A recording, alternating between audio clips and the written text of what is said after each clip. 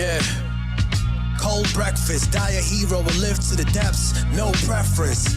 Yeah, that's a bold question. I was taught how to live, move up like Joe Jefferson. Molesting, city is mine, whole section. Old freshman, I'm clutch, I throw left which. Gold method, right now ain't nothing that's so separate. Blocks moving quick like Pro Tetris, that's lightweight. You couldn't describe truth to define fate. Billy carried the crown with a fugitive mind state. Guard moves, I roll out sixes for slight rain, but for you, dice game, yeah, I'm like that. Nice. Like that,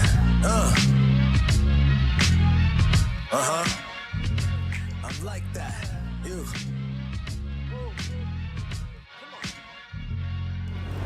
Now that it's all public, process different, this level's beyond budget. The product.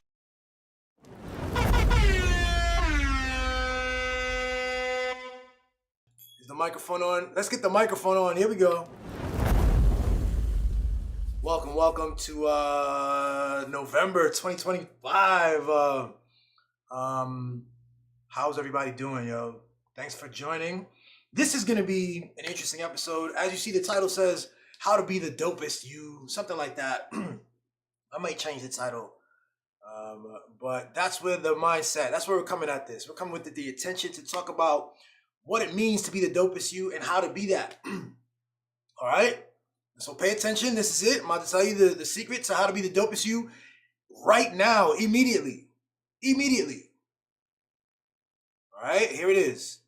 You are already it. Congratulations. You're already it. You've done it. Believe it. Know it. Be it. And you've got it. Whatever it is that you're thinking of, you got it, okay? Congrats, you've done it. You did it. That's the episode. Thank you.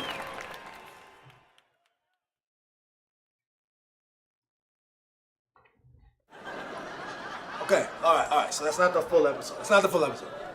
But that is the beginning. That is the grounding basis of what we're talking about right now. This is a key thing that people need to realize. Something that I've come to realize. And I've been lucky enough to connect with brilliant teachers on this thing that I'm telling you. I've had my own personal experience powerfully.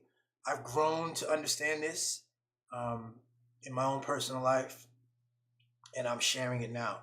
It's actually a compilation, it's a compilation, but it's also it's a reflection of a lot of the work that we've been talking about on this show already. Lots of things we've been talking about measurement and perception and trying to describe the nature of reality from different angles on this show. And thanks for the people who've been subscribers. For real, shout out to y'all. And thanks for keep rocking with us. As you may know, we got a show coming up soon later in the year, a debate show that's coming up. That's gonna be really interesting. I think you guys are gonna like it. But on this subject, how to be the best you, okay? You are already it, yo. You are already it. What I'm describing here is not something silly or not something I'm making up. It's not something I'm doing to just fill time, just to make some kind of random video with nonsense that doesn't make sense. I'm saying what is. I'm describing to you what is. I'm describing to you the nature of what is. And as I said, we've been doing this. We've been talking about how things work.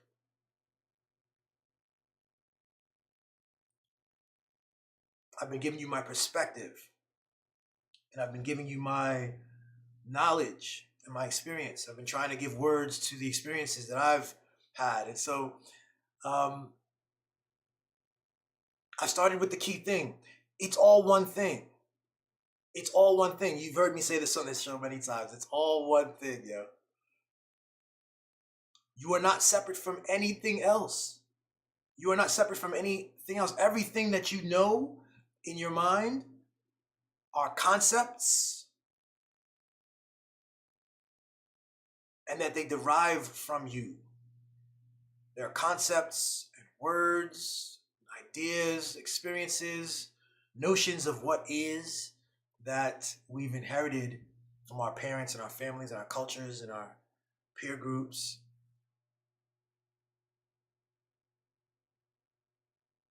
And that somehow, on some level, in a cosmic way, that can often escape language. It certainly doesn't fit neatly in what we call physics or any of the sciences.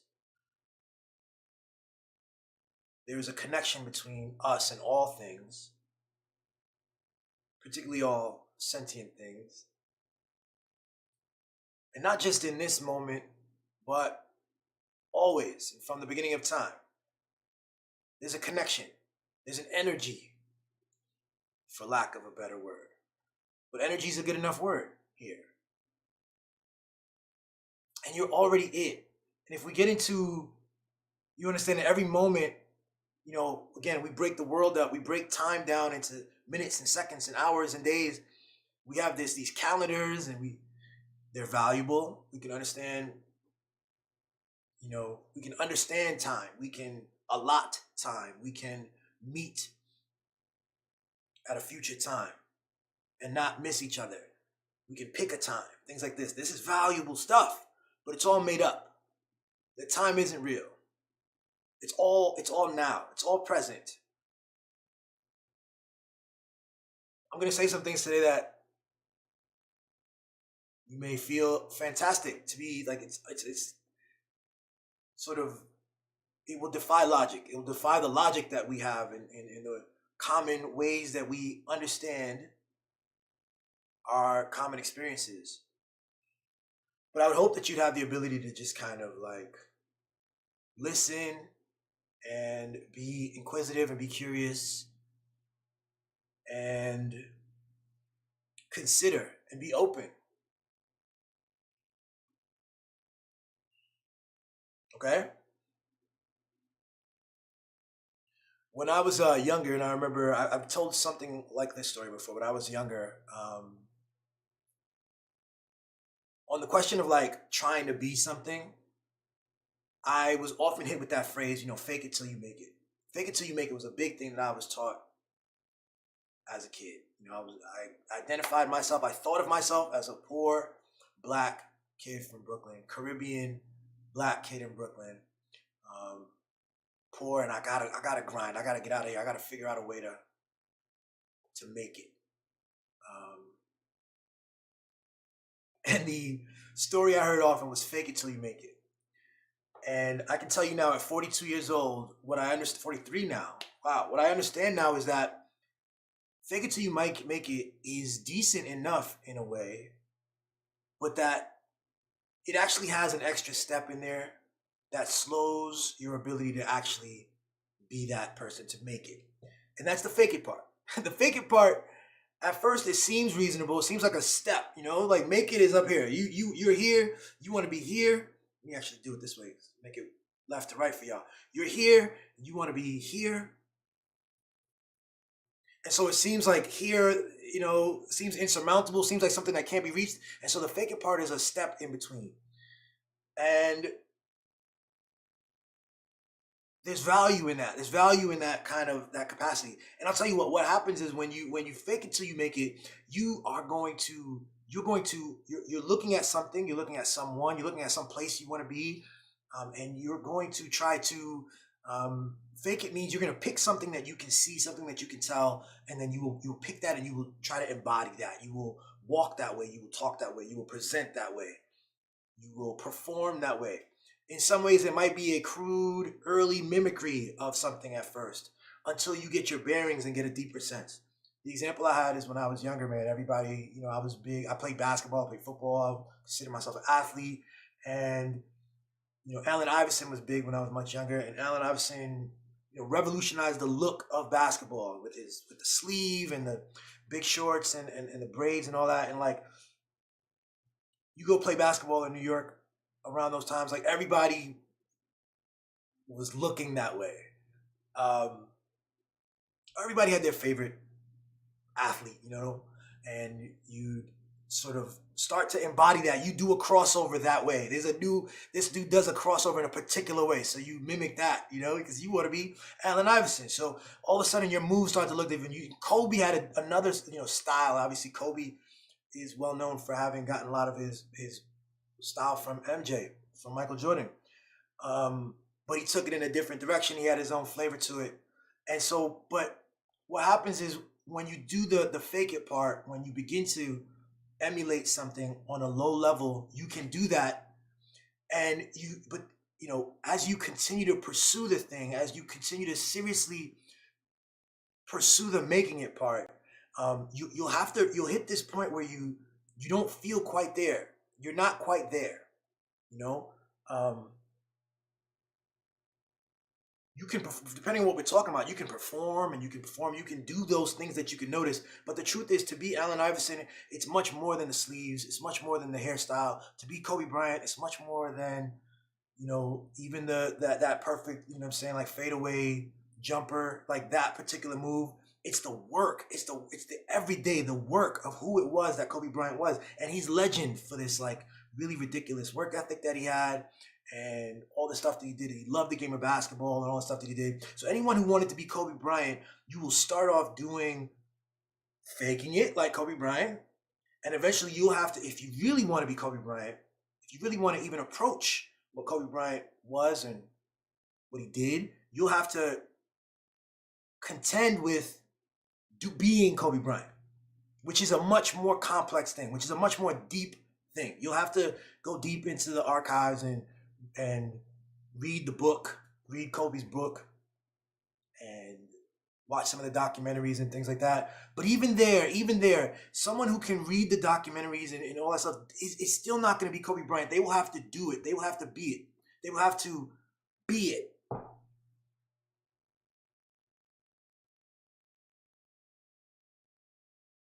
And the way I've realized this, the way I've thought about it now, and I've come to realize this is true, the moment you think about something, the moment you entertain the idea that you want something, I want to like parse out what's happening there, okay? You are looking out into the world and you see something that is desirable to you. I want to first notice that not everything is desirable to everyone. This thing that is desirable to you is desirable to you.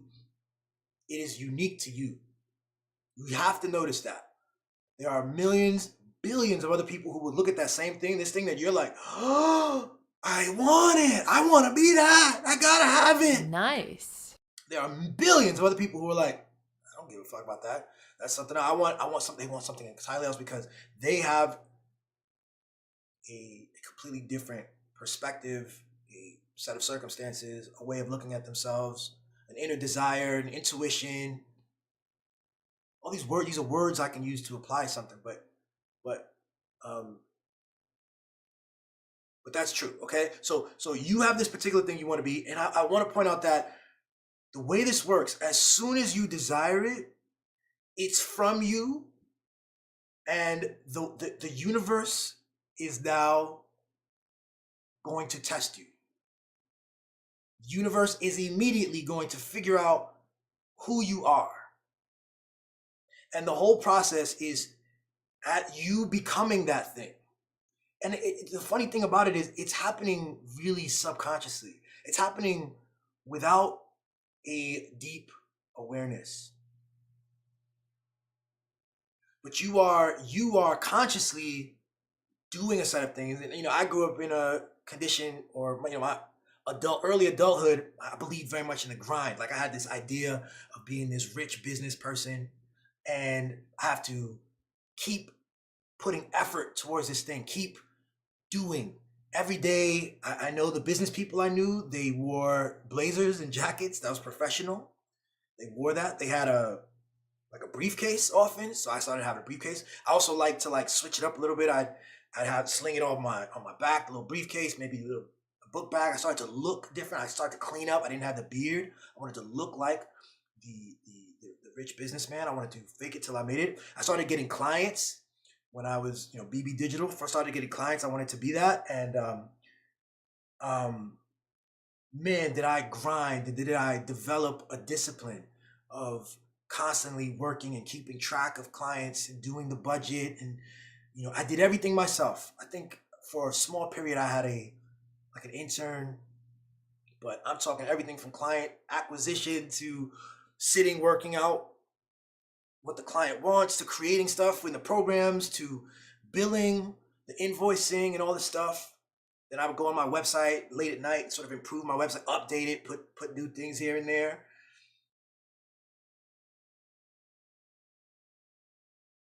I would network. I would go to events. There were the events in Washington D.C. and in Virginia for creative entrepreneurs, and I would go and I put my business, my button down shirt and the blazer, and go in these really nice restaurants and talk to other people who were doing similar things. Some of them were in major sort of major companies. Others were doing things independently. It was all kinds of really cool. And I was doing this stuff in an effort to be this guy. This is what made sense to me. I also knew I had to keep my skills up. So I invested in these online classes to keep getting better at the programs that I was using, After Effects and Blender. And I love that. I got up excited about, because I remember there was a period where I wanted to be this creative entrepreneur. I wanted it bad, and I had no money, and I was struggling, and I had this shitty roommate that I felt like I was attached to. Like I felt like I couldn't get out of this situation because we had this little small business we were doing, a magazine, and I was in grad school. I was trying to figure these things out, and I had when I started to learn how to do After Effects and learn how to do animation, I had all this energy. I had all this creative potential. I developed these things, and I'm like, I was all supply, no demand. I was like, hey guys, yo, look, I can do commercials for you. And I got myself I invested in a tablet, and I went on in Chinatown, and I was knocking on doors. I went to Foot Locker and little mom and pops shops and these little wine shops. I said, I can make a commercial for you and put it on YouTube, and this and that. And they were like, man, get out of here. But I started doing these things, like I said earlier. I started investing in all these things and I started to just move like what I felt like a business person would do. And the kind of grind, and you don't say no for answer, and you just keep going, you say yes to everything. And I didn't realize that during that process of doing that over and over, guess what? I was being it. I was it. I was it the minute I thought about it. I was it the minute I was serious about it. The minute I said seriously that I wanted to be a creative professional, I was it. I was it. Now the world was testing me about how I wanted to go about that and what that would look like and what exactly things would come into my orbit now because I had made that choice. I'm, looking at things. I'm in certain rooms, like I said, the networking rooms. I'm on certain websites. I'm figuring it out. I'm figuring out now, how damaging would it have been if I became discouraged early on? If I thought of myself, I in my mind, I thought that I'm looking for certain markers to meet where I don't engage with what is. I don't engage with what I bring to the table every day, who I am, what it means, how I define this thing that I want, that I'm it, that I can do it now. I don't have to wait for anything. When I'm doing like these YouTube videos, you know what I'm saying? Like there's a period early on in this, and I'm still not pulling in 2,000 or thousands of views or whatever. Like to be attached to markers, to be attached to views, to be attached to subscriptions, and to say that I'm not something until I hit these markers. I can't feel comfortable as myself as a content creator, as a creative. I'm not an artist until I have these markers of recognition. But the markers of recognition aren't it. You're it. You're whatever it is. Like, and this is why, like, whatever it is that you desire, you have to be it. And it's not like skip the fake it part. Just go right to the make it part.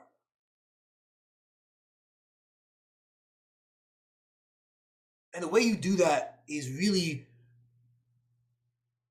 you can either go deep and ground in yourself and get a lot of like ground in your own power, or, and I've done both of this, the other is to, like I said, to let go, is to let go of like these markers, these, the ways that you define, because even when you desire something, as I say, when you desire to be something, you are looking out into the world and you're seeing something and you've decided that there's a difference between you and that thing. It is your mind doing that. Your mind tells you that, you know, you operate within your perspective and you've come to the conclusion that there's something outside of that. But we started off this thing talking about the fact that it's all one thing. And even if you don't fully believe that yet, I want to like implant that in you. Real talk. Like implant that idea and to really understand what it means, the implications that it's all one thing. Even if you don't believe that, we certainly have a lot of, you know what I'm saying, stories and ideas that we've been brought up into a sense of reality that doesn't lend to us easily seeing this truth. But that's that's related to perspective. That has nothing to do with like what is.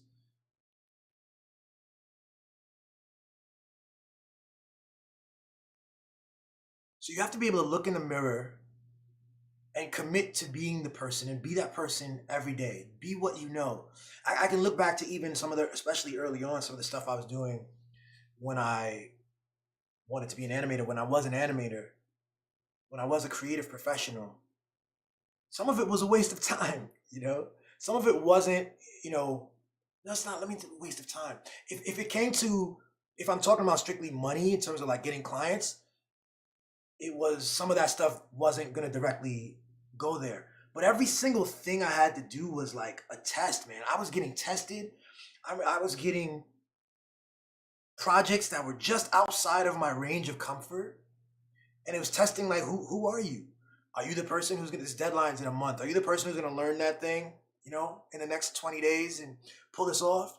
And then you'd be able to cash an $8,000 check off of, you know, a month of work if you, but you have to learn. You have to learn this whole program, bro.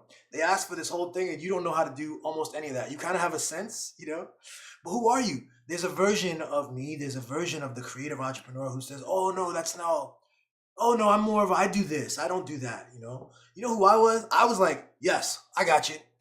I look clients straight in the eyes, and sign a contract and then learn the thing after and figured it out.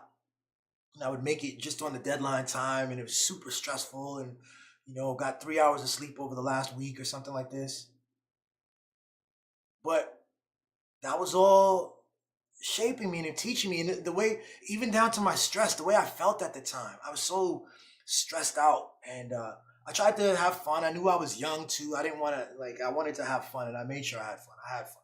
But I also was like stressed. Everything counted. Everything was important. My reputation and this and that. And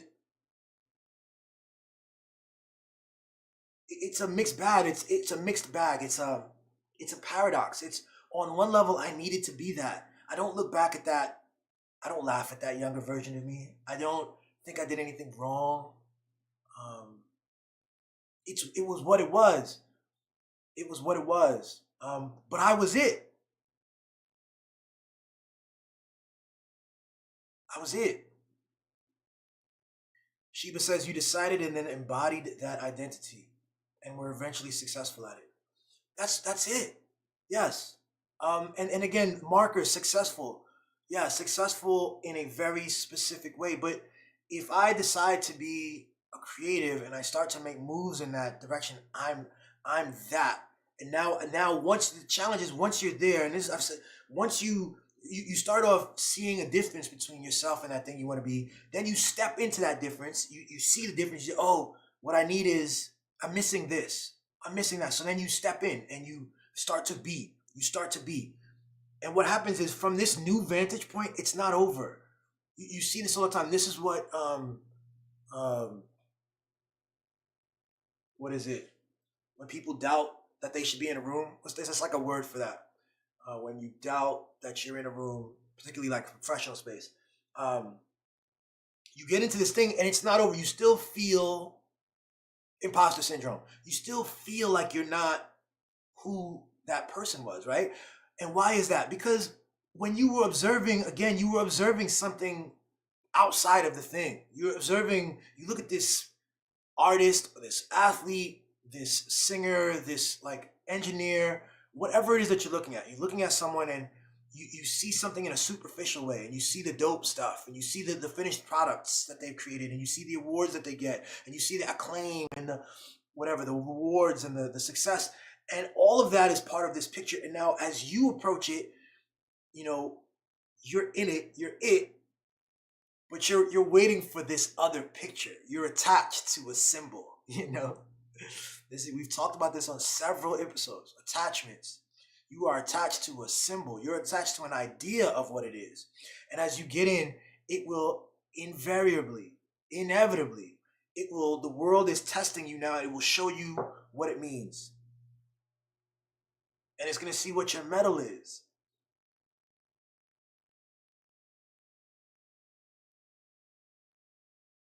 And depending on what you're asking for, depending on what you're hoping to be, depending on what you are, depending on what your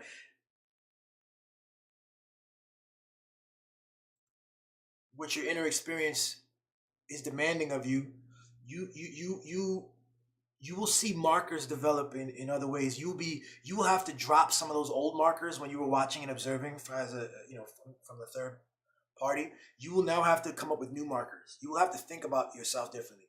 You will have to notice that, oh, this is it's not a game. Oh, this is the real shit. But you're in it, and you be encouraged by that. You're in it. You know, don't quit. Keep going. Keep going. Keep going.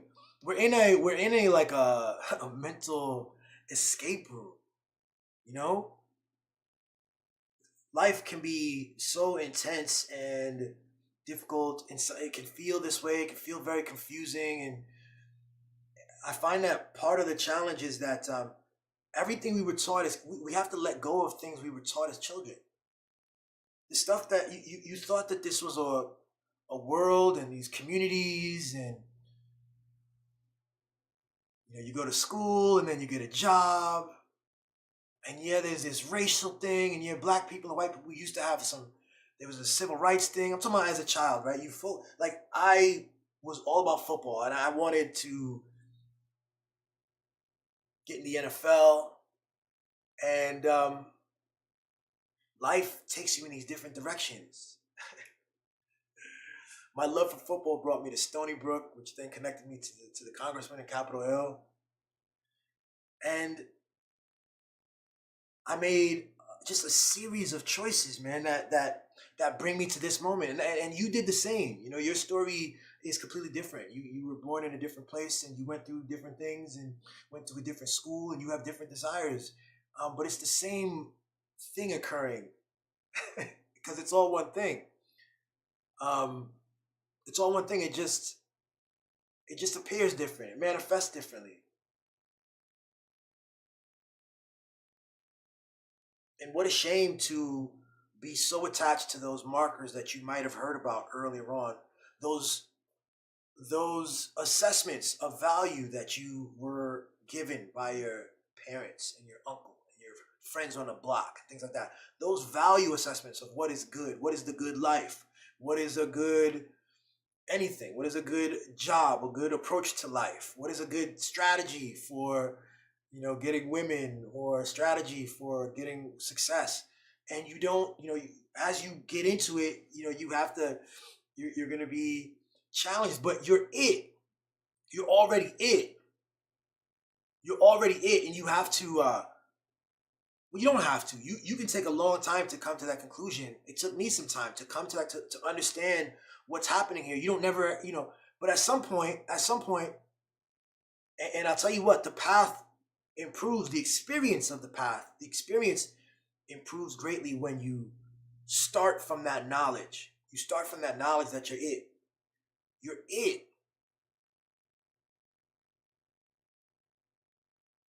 So what a shame, I'm saying. What a mistake it would be to start and then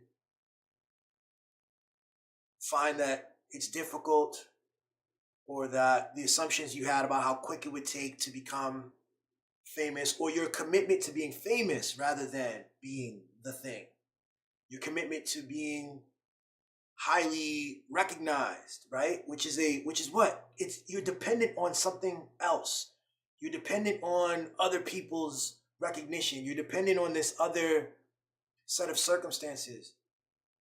Um, Rather than being dependent on and driven by and excited by, motivated and proud and energized by the fact that you're already it. You're already it. You're just simply moving through the process of unfolding whatever difference there is between you and the thing that you're aiming towards. And you're unfolding it really in your head, which is nutty if you really think about it. You're unfolding it in your head. And one of the best ways I find to unfold what's in my head quicker, to detach from markers quicker, to connect myself with the preferred self, with the valued self, to connect myself with my ideal self, to be the best me now, and to know it, to understand that, is to act, to be,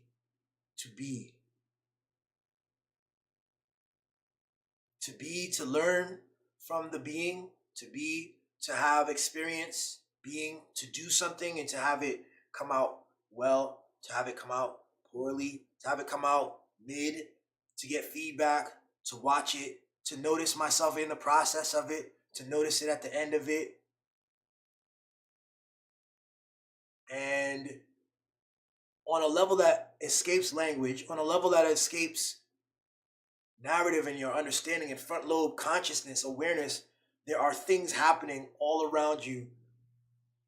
You are noticing things now in a different way, with a greater intention towards that goal. You are becoming the thing. You are the thing. And you're building evidence. When you start, you may not have evidence. This may contribute to a very difficult opportunity, a difficult effort for you to know that you're the thing, to believe that you're the thing.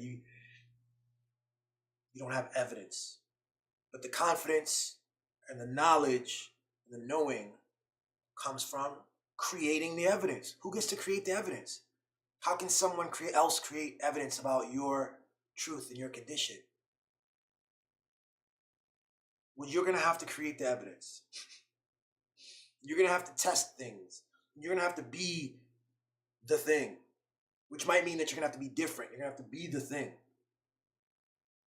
And it's going to test you. It's going to test how you are, who you are, what kinds of, like what distracts you and what attracts you.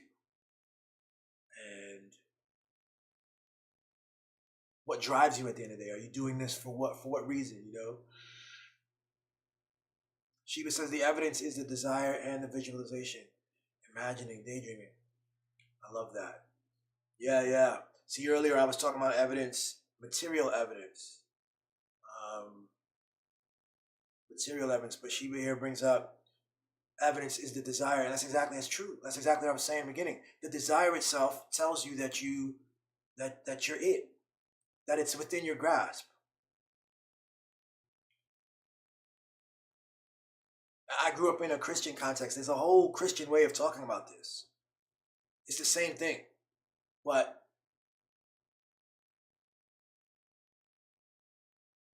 it could be, you can arrive at truths in different ways and in different directions.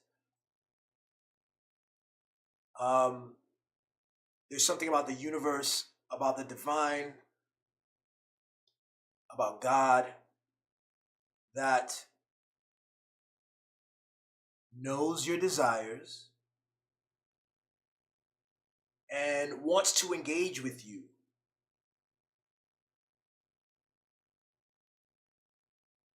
And support you. And we'll need you to take that internal evidence and to develop the confidence and the and make it material, make it external, make it out there, put it out there. You're it. One of the other things too is like, even as people say right now, people understand that like right now, there's only right now. There is no there is no. I said time is all made up. There is no yesterday. There is no tomorrow. There's only right now. But we hold on to this idea again. We're holding on to this image of you'll be able to do that thing you want to do when these other conditions are met. You know, I grew up thinking that I would never get married until I had secured $1 million. That was something I told myself. That was something I told myself, and that's something that I felt like I was set about doing. You know, okay, we're gonna figure this out. We're gonna figure out this capitalism thing. I'm a creative professional. As I said, things were working. I'm meeting all these people. I started to get a whole bunch of clients, and I'm like, oh, things are working out. And then I get pulled into this corporate, this news situation, and I'm doing well, and they like me over there. Wow. And so, who am I? It's testing all kinds of stuff. I also happen to be somebody with,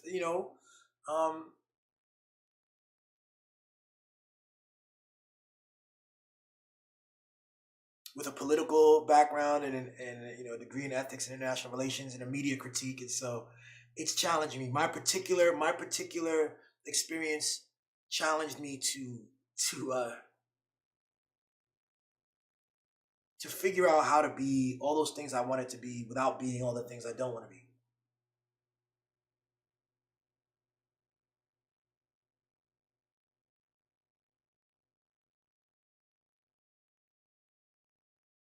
And it took time. It took time to figure that out. I had to navigate. So I had to be. I had to be over and over and over. I'm still being. I'm still lucky enough to still be being. Still be being. Fire for that. Let's see here. Sheba says, "There's more of the unseen, imagination, desire, resonance than the seen, the material. But we're taught to rely on the relative smaller body of evidence." Exactly. Well, it's the relative smaller body of evidence. We have a whole system of logic and science that relies on, which has value, but relies on like peer review. You have to be able to replicate something. You have to be able to describe something and replicate an experience, in a lab in a controlled way. So that. But this, what we're talking about here, is incredibly unique in particular. Everyone has a unique fingerprint of their own desire and their own intuition, and the experience is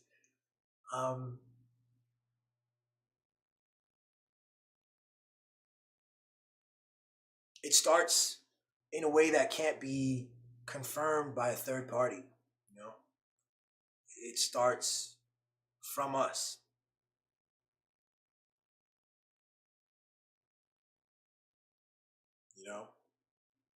So it's like you envision something, you want to be this thing, it's registered. Note that I'm using words that are like, I'm just trying to explain something. I'm just trying to give language to something. But what we're describing here escapes words. When we talk about it, we can talk about it in parts. Like I'm talking about something that is psychological. There's a psychology here that's well known. It's well documented. I'm talking about something that is now being better understood in certain realms of physics as well. There's a scientific basis for what we're talking about here. But there's also something else, and there's something I've talked about in a previous episode about magic, defined as merely stuff that uh, isn't well mapped out and described. But I'm sharing with you my experiential knowledge. I'm sharing with you what I know. And I'm urging you, I'm positing to you to consider it and to test it for yourself. There is absolutely no uh there's no downside to this test. Okay. Note that I'm not telling you anything in particular about what to do or how to be. I'm simply reminding you of your power and how powerful you are. And that in this realm, it doesn't matter how old you are, your understanding and your knowledge and your approach, your understanding of yourself, your understanding of the world is predicated on the stories that we've been given. And so somehow, if you aren't given a story that empowers you this way, that understands this feature of reality, you won't access it. You won't access it. You might be committed to, as I was, um, other stories that you were told, like the story of the grind, like the story of hard work equals success. Um,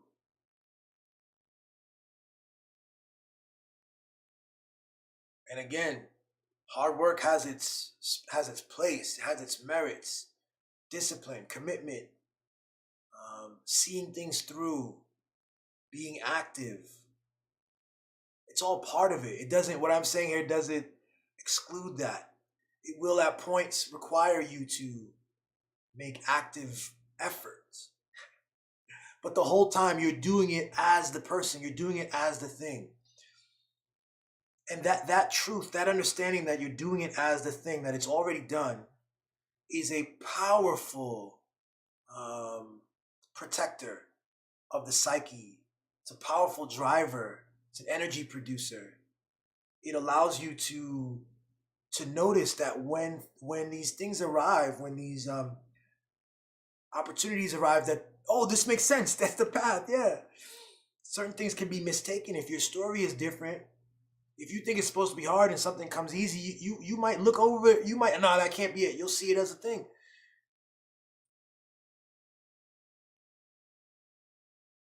You'll see it as too good to be true, or perhaps. And obviously, there is such a thing as too good to be true. The whole thing is a test. It's testing you. It's testing your integrity. You want to be a famous influencer. We're in the, there's all these organizations that are willing to pay you to say some words and to say what they want you to say and to post and to push a certain worldview. You might choose that. It's available to you. That's who you are. You're that. And then tomorrow you'll be tested again. And it'll be increasingly more interesting. It'll be testing different facets of who you are. Your drive. Are you doing this for money? Are you doing this for clout? Are you more than that? These are just a couple of things. Much more than that. But you're it. And if you're not paying attention, you'll be making all these choices over this period, and you'll be something now. And you need to be aware of what you are and who you become through the choices that you're making. Because that's what you are. You have to lead yourself with the vision of yourself while being aware of yourself and loving each moment and being it.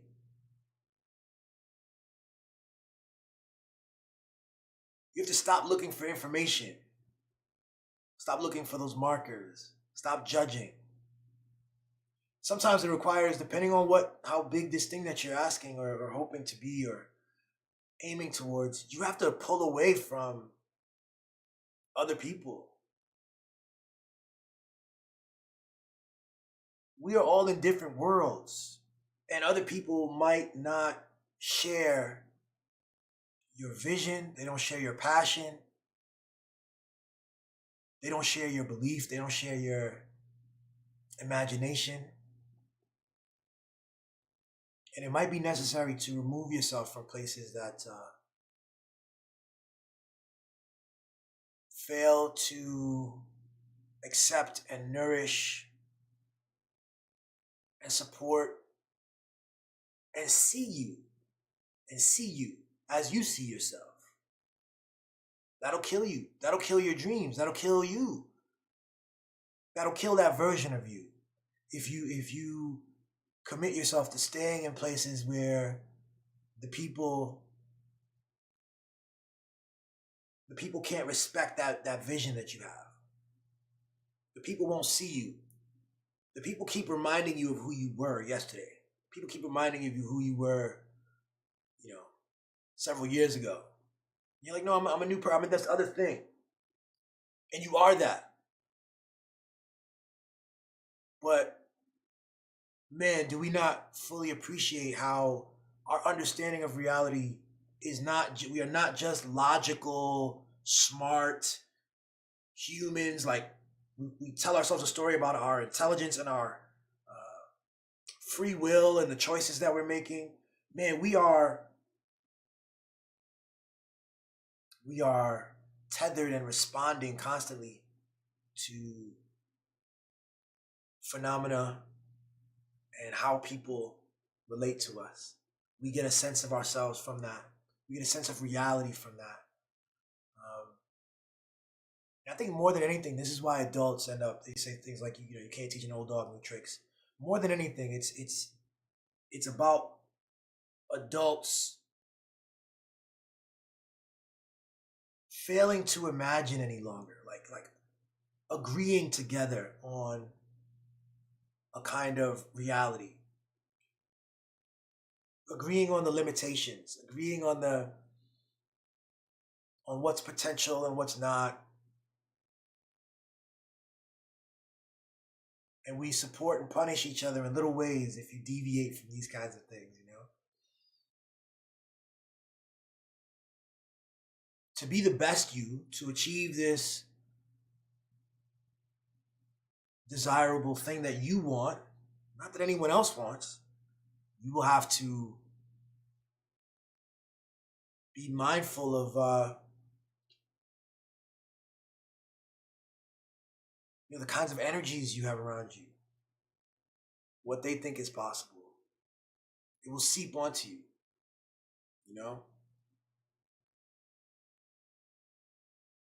Be mindful of the labels. Be mindful of how you call yourself. Call yourself that thing. Claim it. Call yourself the creative professional. Be it. Buy the business card. Stuff like that. Like I used to I had all these business cards and I wanted to stand out. I had like a bunch of like ties. I stood out by having like some creative ties.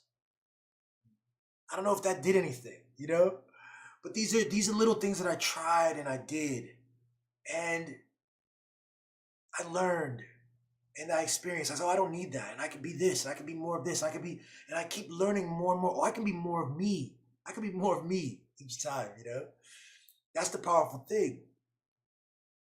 And again, even the creative professional in my mind has to be wearing a blazer and a tie and all that stuff. That's an attachment to symbols. And it's okay. It's okay, especially at first. That's what you have. You work with what you have.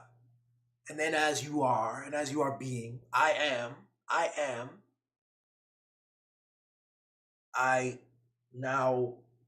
can start to let those things that aren't me fall away while retaining the I am. And you got to be imaginative. You know what I'm saying? You got to be imaginative, and you got to know it's true. And test it. I promise you, test it. You know what I'm saying? It's true.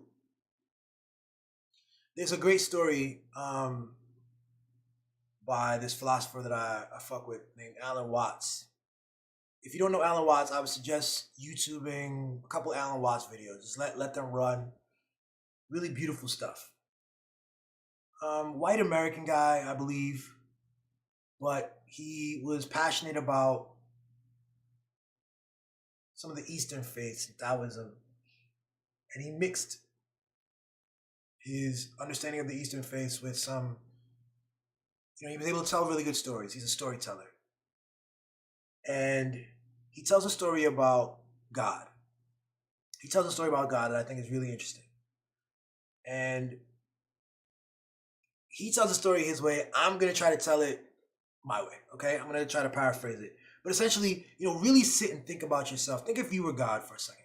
What does it mean to be God? What does it mean to be omnipresent? What does it mean to be omnipotent? What does it mean to be everywhere and to know everything and to be everything?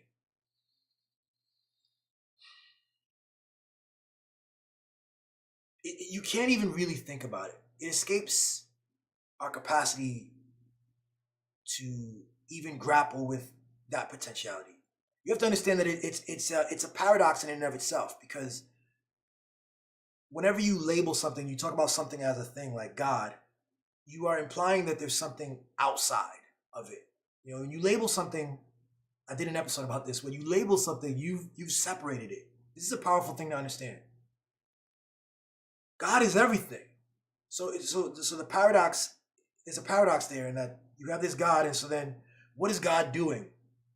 Or you can imagine God. The way we talk about God quite often is we anthropomorphize him. We made it like a human, and you could see him sitting there, doing what in the dark, in the vast darkness. Like he's God. He's everything.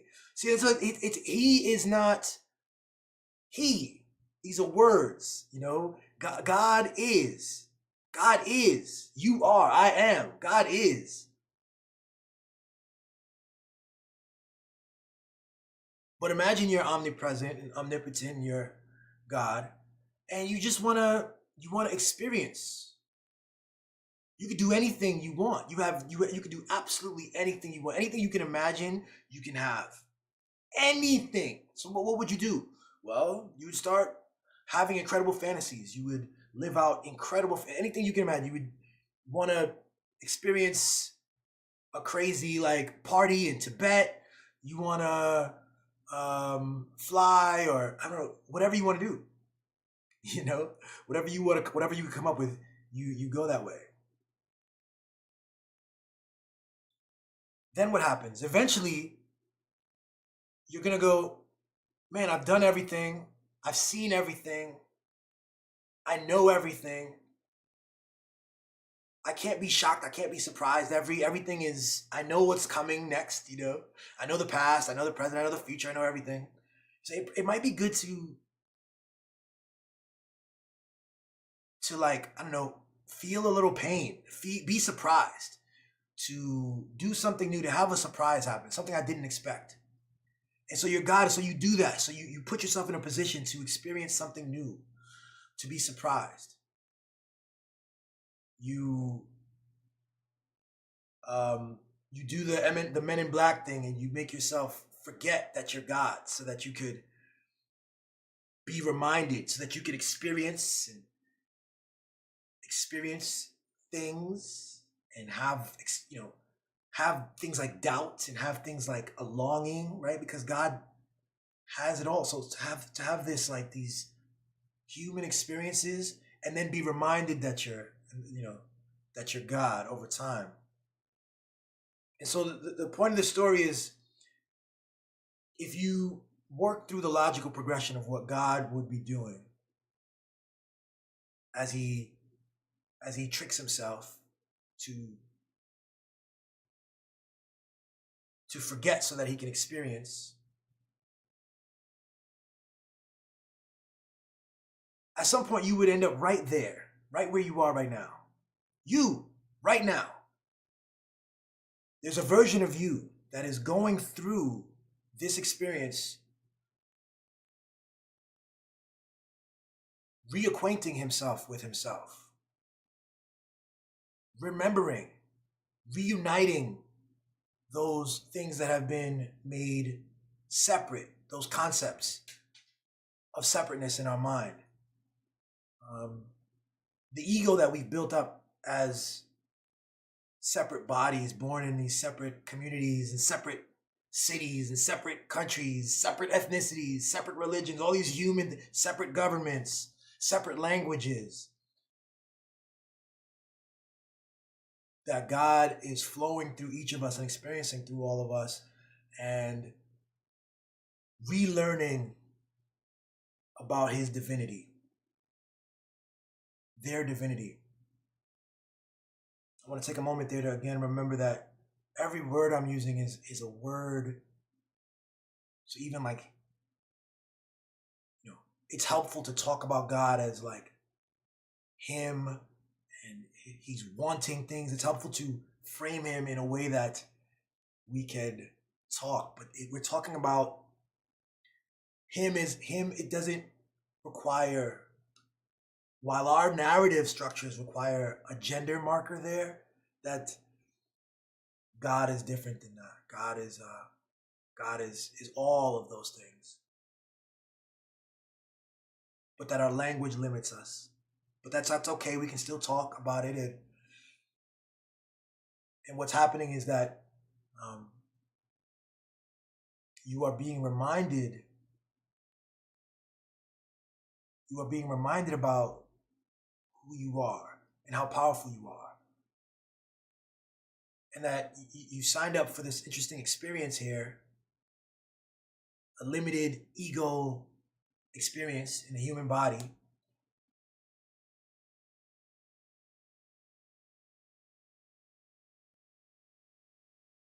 And that you are here to experience and to love.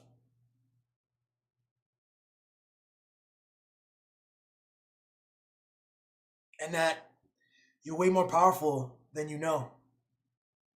And that you're already it. You're already it.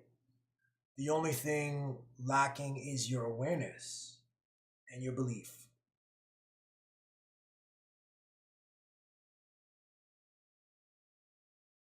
It's true. I really do hope that people come back to this video and play it a few times and get a sense. You know what I mean? Like, you really have to know that. It's just true. Okay? It's just true. 3 points for that. and some applause. You are it. You are it. And I'll tell you, I'm going to end off with this just to say, like, I'm going to play one of these songs that I've written. I'm now working on, like, my 4th music project. And I tell you, I swear up and down, yo, I cannot believe it. I wake up with so much excitement. I can't believe that less than 3 years ago, I looked at my wife and I told her I wanted to be a rapper. And I did so, with a little bit of shame because I'm in my 40s and, and I have a story about the geriatric old rapper who, like, who needs to get a real job or some shit like this. Man, I've been through the whole thing, man. Like, what a shame if I was attached to that and I couldn't do it, but I've done so many things, and I've had the real jobs and I've had the entrepreneur jobs and I've gotten the degrees and I know what I'm talking about, and I'm passionate and I have things to say and I can spit. And so I did that. And I went from a place of unknowing and low confidence and looking for markers. When I put the thing out, I'm waiting for people gonna like it. A couple people liked it. My mom loves it. My mom's giving me that, mom's a big fan. But I'm looking at certain places thinking that, this is going to be validated. This is how I'll know if I'm good, is if these people say something. And the whole process has been a process of me understanding, like, I'm dope. I'm dope right now. It doesn't matter what people say. It doesn't matter what people say.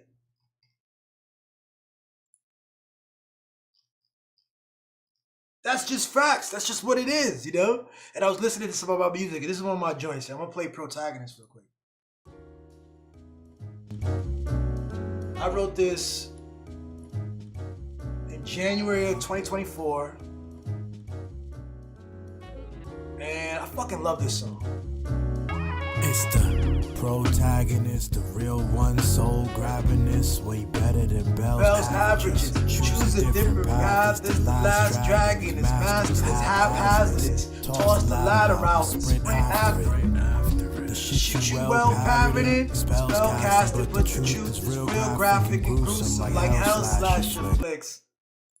Check your seatbelts and fasten it. Relax it. Lots happening. You don't even know the 0.5%. So here's a fast tip I'm glad to give. God lives in the tension between the warrior and the pacifist.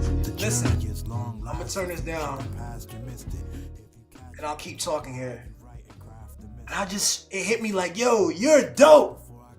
This shit is dope. And this is the music that I wanted.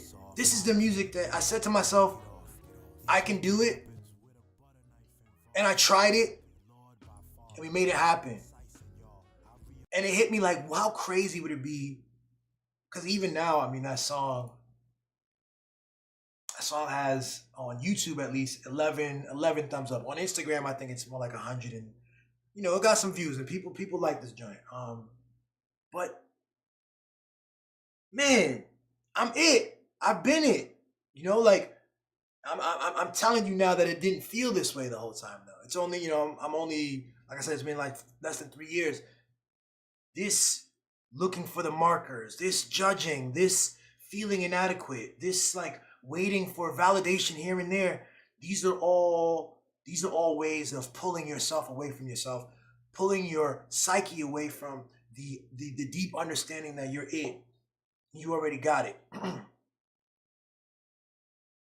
And this is why I'm doing this episode, and I'm going to try to lean more into this, and I really do think it's needed because I don't see enough men really tackling this. I mean, some of this stuff falls into the category that motherfuckers would probably call woo-woo. I grew up sort of, laughing at woo-woo and being disinterested in a discourse on woo-woo. We wanted to be logical and scientific.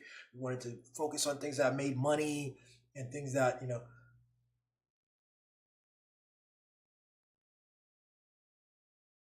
But this is a deep truth of reality. You are experiencing your inner experience. You are experiencing the thoughts and the fears and the anxieties in your inner experience. You're experiencing a unique consciousness that is your own. And the story that you tell yourself is the story that is. And so you are it. You are it. It's not even, it's not like a cutesy thing to say or something. It is what's true. And the quicker you realize that, the quicker you have a more peaceful experience with yourself. And even when I say quicker, I have to realize that even something like quickness isn't a virtue. This is a process. There's a process to get there, to unlearn things that you may have assumed about self for 30 plus years, 40 plus years. Everything that you know about yourself will need to be dissolved and thought differently about. And you can do it.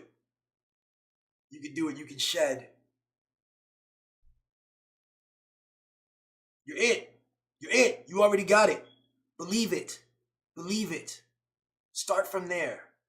Listen to people who tell you that, who understand that. Start with people who see you.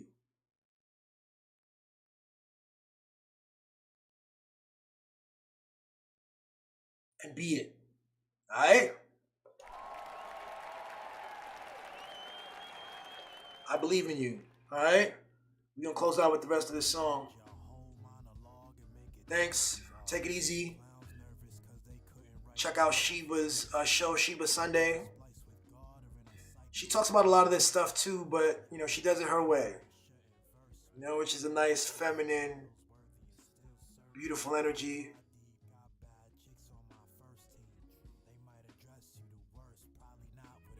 You're it. You got it. That's how I see it. Peace. And it's true. Peace.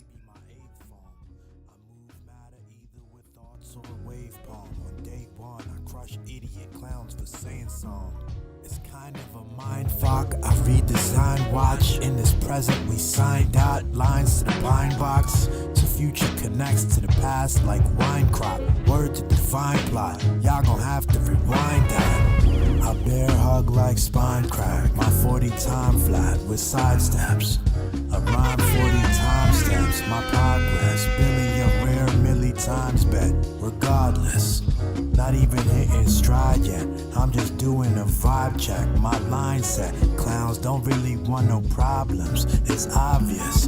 I'm like these rappers pops mixed with Top Chef. A black thought tenant raw twist with Wyclef. The mindset map priceless. Give it your best guess, but you can't see shit with the eye test. The rhymes express truth in times of stress. When I arrive next, path littered with my steps.